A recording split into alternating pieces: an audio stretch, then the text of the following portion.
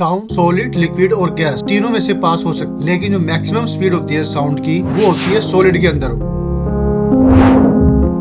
उसके बाद बारी आती है लिक्विड की और फिर गैस की। आपने देखा होगा कि जब आप अपने रूम में होते हो तो आपके नेबर की जो साउंड है वो हवा के माध्यम से बाहर से आपके पास नहीं आ सकती, लेकिन जब कभी भी आपका पड़ोसी आपकी कॉमन वॉल को कभी बाय चांस हिट कर देता है या फिर उस तरफ से हिट हो जाती है तो फिर आप उसको आसानी से सुन लेते हो। इसका मतलब हुआ कि जो साउंड की जो स्पीड है वो सॉलिड में गैस के मुकाबले में ज्यादा होती है। साउंड जिस भी मीडियम से पास हो रही है उसके जो पार्टिकल्स की बीच में जितना ज्यादा डिस्टेंस कम होगा, यानी वो जितने ज्यादा पास होंगे साउंड उसमें से उतनी ही ज्यादा तेजी के साथ में बहेगी। तो इसीलिए सबसे ज्यादा होगा सॉलिड स्पीड, सॉलिड में सबसे ज्यादा होगी, फिर लिक्विड की बारी आती है और फिर गैस की बारी आती है।